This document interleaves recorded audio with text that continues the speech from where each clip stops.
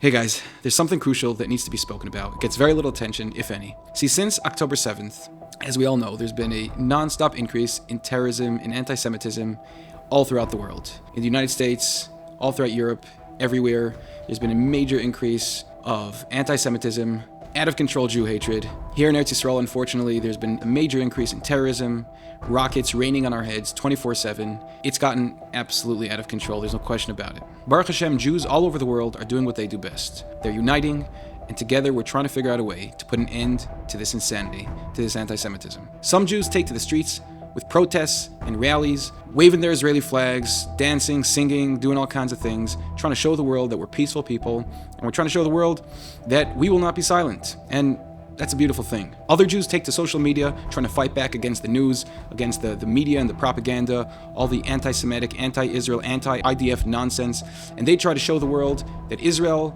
and the IDF are only trying to defend our people, and we're not trying to hurt anyone. But I have unfortunate news. I can't stand seeing so many Jewish people wasting their time and effort, because all these efforts have little to no chance of having any success. See, if you would contemplate for just a moment the unfathomable standards that Israel is held to, the lies and the propaganda that are spread about the Jewish people and the IDF, you would realize very quickly that this is not a battle of misinformation. This is not a matter of teaching the world the truth.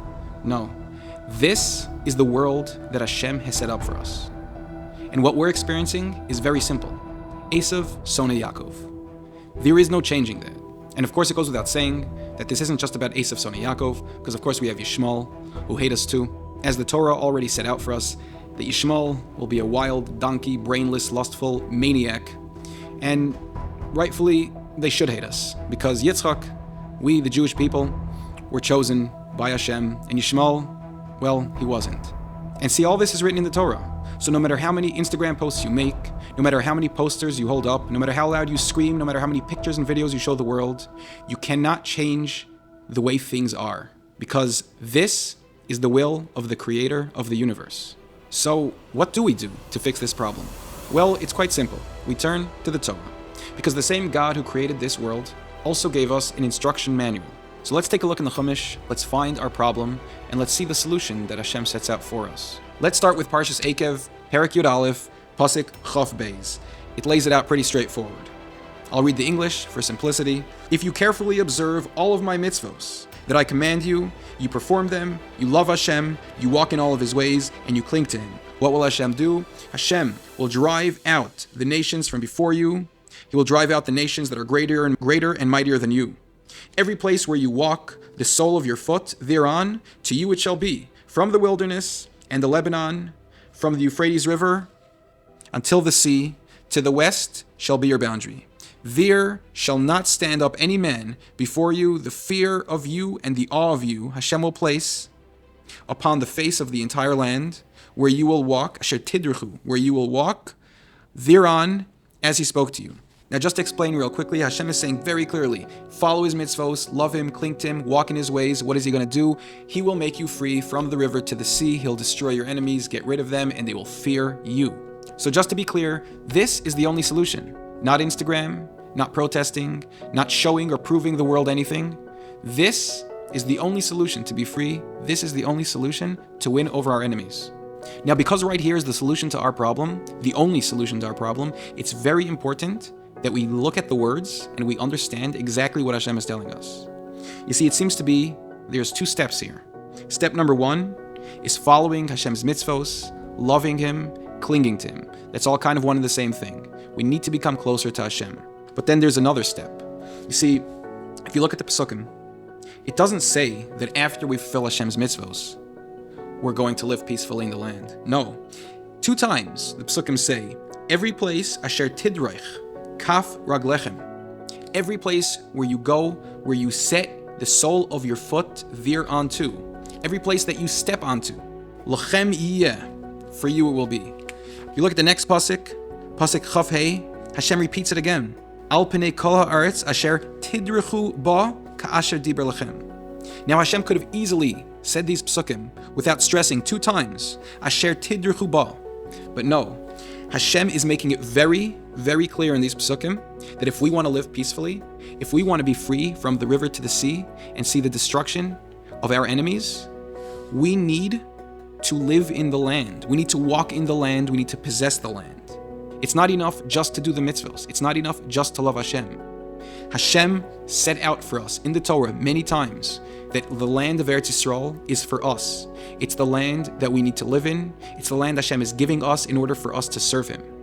And Hashem is making it very clear in these psukim that if we want to be free and live peacefully, we need to be in the land.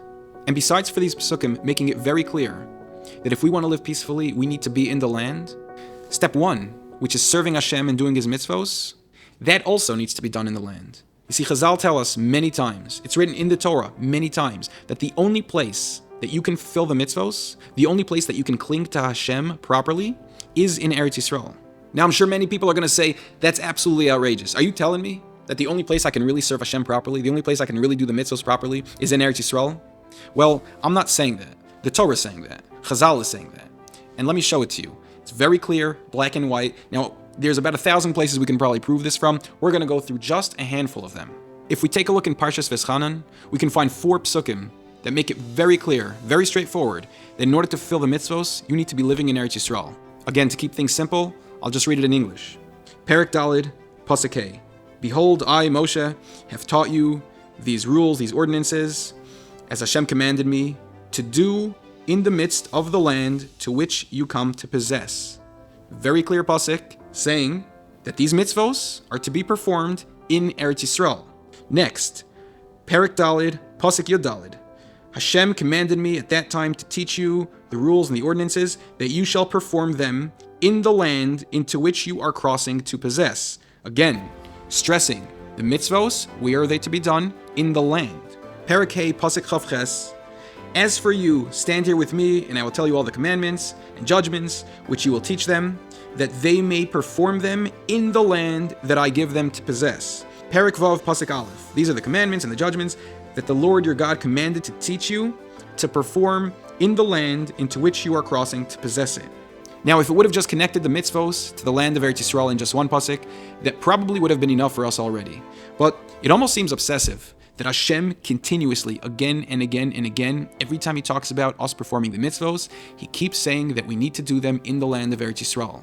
Maybe there's actually something to this. Then we have a Gemara, Talmud Bavli, Masechta Sota. I'll skip to the main part. Israel was commanded many mitzvos, and they can be fulfilled only in Eretz Yisroel. Moshe Rabbeinu saying, I will enter the land so that I can fulfill all of them. This is when Moshe Rabbeinu was pleading with Hashem to be able to come into Eretz Yisroel. And Moshe Rabbeinu, this Gemara is stating clearly that Moshe Rabbeinu, the conversation he was having with Hashem, was that he wants to be able to enter Eretz Yisroel so that he can fulfill the mitzvos. Then we have an extremely famous medrash, the Safri, on Parshas Eikev. It says, even though I, Hashem, exile you from the land to Chutz La'aretz, be distinguishable through the mitzvos so that they will not be new to you when you return. Meaning, keep the mitzvos when you're in Chutz La'aretz. That way, when you get to Eretz Yisroel, they won't be new to you. Now, this is something very famous. Rashi talks about this, the Ramban talks about this. It's something that we say every single day in V'hayim Shemaya. Hashem tells us if we don't listen to the mitzvah, if we don't listen to Hashem's commandments and we don't do the mitzvahs, basically, if we don't follow Hashem's ways and we don't listen to Him, Hashem is going to throw us out of the land. And then immediately after that, what does it say? And as we all know, we say these words every single day. And Rashi, he explains these words very simply according to the Sifri as follows. That if we don't follow Hashem's ways and Hashem throws us out of the land, immediately after that Hashem tells us, put the mezuzos on your doors, put tefillin on. Why? Because these mitzvos, if you keep doing them outside of Eretz Yisroel, you'll remember Hashem, you'll remember how to do the mitzvos when you come back to Eretz Yisroel. And from this medrash on Parshas Eikev, many of our greatest sages derive and they say straightforward that this is proof that the mitzvos can only properly be fulfilled in Eretz Yisroel. Some of our great sages that talk about this and completely concur with this view is the Rashba, the Ramban, Rashi, Rabbeinu Bachya, the Chassam Sofer, and many more. We also have the famous words of David HaMelech in Sefer Shmuel. When he was being pursued, he had to leave Eretz Yisrael, he had to run away because his life was in danger. And he cried out to Hashem, and he said, why are you making me serve the gods of others? And from there, also famously, we see that David HaMelech felt if he wasn't able to live in Eretz Yisrael for even a moment, he was not able to properly serve Hashem. We also have a pasuk in Sefer Malachim, Perek Yud Zayin, Pasuk Chav Zayin, The pasuk ends off with the words, Einam yoidim es mishpat elekei haaretz. They do not know the law, elekei haaretz, of the God of the land of Eretz Yisroel. Another clear connection of Hashem being connected specifically to Eretz Yisroel. And not only do we have so many proofs that keeping the Torah and fulfilling the Mitzvos can only properly be done in Eretz Yisroel, but we also have many proofs that the reward for serving Hashem, the reward for keeping the Mitzvos, can only be given properly to those who live in Eretz Yisroel. We have a medrash on Parshas Yisro. The pasuk says, Hashem visits the iniquity of fathers upon children to the third and fourth generation for those who hate me, but who shows kindness for thousands of generations to those who love me and who keep my commandments.